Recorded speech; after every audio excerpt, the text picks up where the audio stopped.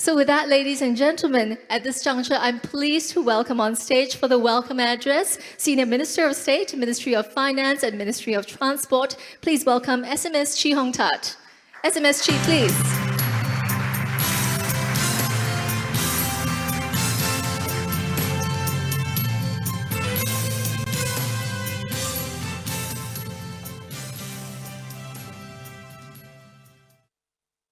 Mr. Ishak Ismail, Chairman, National Maritime Safety at Sea Council, Singapore. Professor Chan Eng Soon, Chairman, Marine Industries Committee, Workplace Safety and Health Council. Sister Mary Liu, President of NTUC and General Secretary of SMOU. Ms. Kwa Lei Hoon, Chief Executive, Maritime and Port Authority of Singapore. Our distinguished guests, including our friends from overseas who are here with us today. Ladies and gentlemen, and also our friends who are joining us online. A very good day to all of you. And thank you very much for inviting me to this year's International Safety at Sea Conference. The theme for this year's conference is Riding the Waves for Maritime Safety.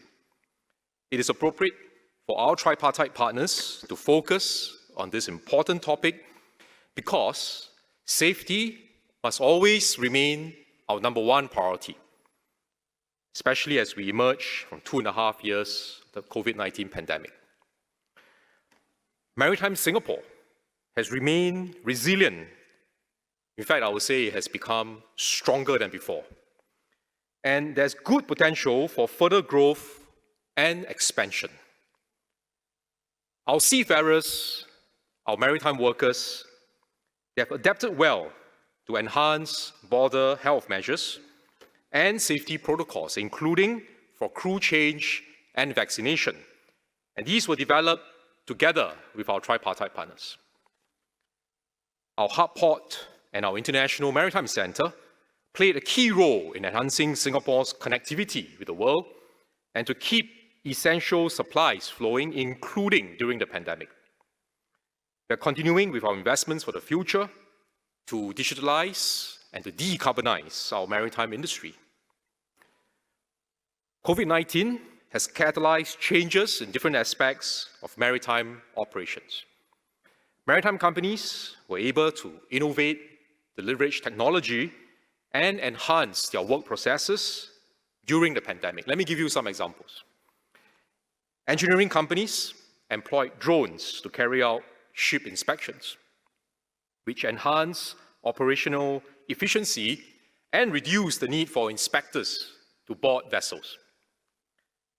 Seafarers gain access to medical consultations and treatments through tele-consultations. And this is done without our medical professionals physically boarding the vessels. Of course, some of these started because we had no choice. It was not safe, it was not convenient for inspectors or for medical professionals to go on board vessels, but I would say that even today, it is safe. They are allowed to do it for health reasons, but these types of technologies actually now allow us to achieve the same tasks with greater efficiency and, touch wood, if in future there's another pandemic, there's another crisis we need to deal with, we are better prepared. So going forward, how can we do more with technology and make better use of technology as tools to help us improve maritime safety? I'd like to propose that we can do so through 3 builds. First, by building enabling infrastructure to enhance connectivity and coverage to support the deployment of future-ready technologies. Second, by building systems and networks that integrate individual sensors and data systems to have a more comprehensive overview of the situation. And third, by building smart and predictive digital services that can extract greater value from our data for better safety outcomes. Now, let me start with enabling infrastructure to support safer operations with an update of our maritime 5G network for our port waters. I first spoke about this during the 2022 Committee of Supply earlier this year, where I described the initiative as a key enabler for Maritime Singapore. I used the phrase Maritime 5G for Maritime SG. Now, to recap, this will be a joint collaboration that will be co-funded by MPA and the Infocom Media Development Agency, or IMDA. 5G will provide higher internet speeds and bandwidth up to 100 times faster than the current 4G technology, which will significantly reduce latency of data exchanges. And this will enable large amounts of data, including video and real-time information, to flow seamlessly between different digital systems onshore and onboard vessels. The Maritime 5G network will be rolled out progressively across our port waters. Last year, MPA partnered with IMDA and M1, one of the telcos in Singapore, to make 5G available to startup and companies at the Maritime Drone Estate 5G Open Test Bid to develop, adopt, and commercialize drone and maritime solutions. And this was a useful pilot to kickstart the Maritime 5G project.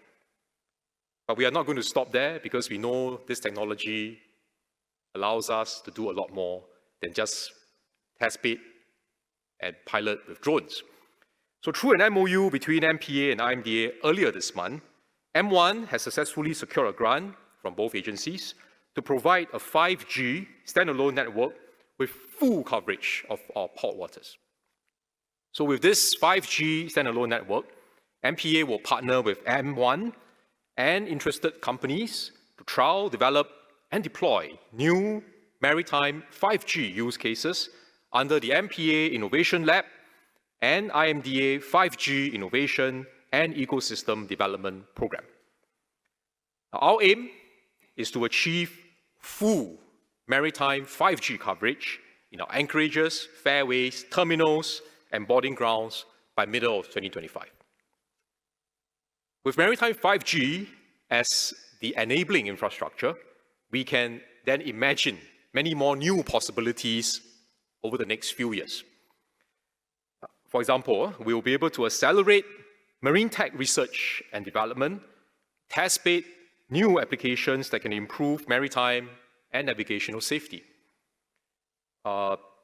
Researchers are looking at projects such as remote assisted pilotage advisory, where pilots can remotely pilot the ship via a shore-based control center through real-time video imagery, providing situational awareness of the vessel. Now with this, the pilot does not need to physically board the ship. And this is not only more efficient, more productive, it also reduces the risk when the pilot has to transfer between vessels. Maritime autonomous surface ships, or MASS, that's the second example. Companies can develop and test bed new systems that enable ship-to-ship or ship-to-shore communication. They can also look at autonomous maneuvers and remote control of the ships. And sensors on board MASS will generate a vast amount of critical data for activities such as collision avoidance and docking. And 5G, as this connectivity technology, can provide a secure, high-performance exchange of navigational safety data.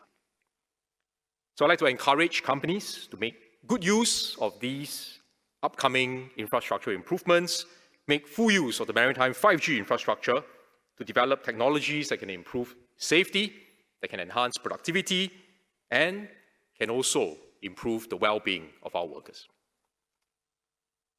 So that's the first build. Let me now turn to the second build, which is we must build systems and networks that integrate individual sensors and data systems to provide a common and comprehensive situation picture for more effective and safer operations. Now, many shipping and ship management companies have used data to analyze and improve the performance of the vessels under their charge. They look at things such as the engine tuning, crew fatigue management, and so on and so forth. So this is not a new area to many of you. Many companies have also set up vessel operating command and control centers in Singapore to have a better overview of your fleet around the world. I visited some of the companies, and I am happy to say that many of you have already put in place these systems. So what we hope to do is to see how we can take this one step further and to extract even more value from the data. So at yesterday's ferry exercise, MPA showcased a minimum viable product of their upcoming Integrated Port Operations Command, Control and Communications System, or IPOC system. MPA and the Defense Science and Technology Agency, DSTA, are developing this new system to integrate data from 29 existing data sources, covering systems such as MPA Vessel Traffic Information System, the MPA Video Hub, and Singapore Maritime Data Hub. This removes the need for manual compilation, and it will free up more time for the active monitoring of our port waters. Now, with all streams of information placed onto one platform, it will also allow for better sense-making and for data analytics to quickly detect infringements or if there's some unusual development. We will still need human operators. This doesn't mean that we do away with human operators. We will still need human operators to make judgment calls and to make important decisions. But the use of the technology will augment our human operators to achieve even better and safer outcomes. And this will also enable optimized and timely responses, such as the deployment of response assets or alerting nearby vessels, which will improve safety and management of marine incidents. A better integrated maritime situation picture will also strengthen collaborations with other agencies, such as the Republic of Singapore Navy, Immigration and Checkpoints Authority, and Police Coast Guard. I think it will also include if our counterparts from the region, because I know we have representatives from other countries who are present here today. So I would say if we can find a way as the next phase beyond what I just described, to go further, even further, is actually to see how we can share information and work across different regulatory agencies so as to improve safety, navigational safety, maritime safety for ships that are traveling through this part of the world. I think that will be the next milestone for us to work towards. So the IPOC system will be progressively rolled out in phases from 2023 to 2026. Okay, so that's the second build. Let me now turn to the third and final build. We must harness technology by building smart and predictive services that can extract greater value from our data for better safety outcomes. The users of the Port of Singapore will be familiar with MPA's Digital Port at SG initiative, which allows users to submit port clearance information to government agencies through one single portal. We are rolling out Phase 2 of Digital Port at SG, which includes just-in-time marine services. MPA will also launch the Artificial Intelligence-based Active Anchorage Management System, AAMS, in the third quarter of 2023. The AAMS fulfills two roles: the smart and optimal allocation of anchorage space to incoming vessels, and the real-time monitoring of all anchorages to enhance safety. So as our friends from the industry know, we have many ships passing through Singapore in our port waters, and many also call and stop over in our anchorages. So I think having a tool like this will be very useful, not just for MPA, but also for our users from the industry. So this AAMS will tap on 3 sets of existing data to optimize allocation of the limited anchorage space for any incoming vessel. First, the vessel's port clearance information submitted to Digital Port at SG, and this is done before the vessel enters our port. And this will include information such as the purpose of port call, the swing circle, and the length of the vessel. Second, what is the depth of the waters in our anchorages, and this is collected or obtained through GeoSpace-C. And third, live data of the location of vessels in our anchorage to determine the optimal safety distances vis-à-vis other vessels. So with the AAMS, MPA will be able to integrate information in our vessel traffic management operations, including weather conditions, tides, water depth. And this will be used to enable better and safer use of our anchorage space. Now, ladies and gentlemen, I've given you some examples, and I also touched on 3 areas that we will continue to build on, 3 builds. But the new systems and technology, while they are very useful and very important, we must remember that the most important element when it comes to safety remains our people. Technology are tools, and the outcomes and the results will depend on how effectively we use the tools. So it is really very, very important, it's critical, to build a strong safety culture amongst our maritime companies and workers, and to develop good safety habits in all settings. And as I often say to our tripartite partners, our employers, our unions, and our government agencies, this is actually a collective responsibility. I spoke at a recent event on public transport safety, and we said, I reminded the audience that we must continue to place emphasis on workplace and operational safety. And we must build on our existing foundations and never allow complacency to set in, because this is a never-ending journey of continuous improvement. So I'm glad we'll be launching a video on safe boarding of vessels and also a booklet containing case studies of working in and around water. These 2 initiatives have been co-developed by MPA, the National Maritime Safety at Sea Council, and the Workplace Safety and Health Council, or WSH Council.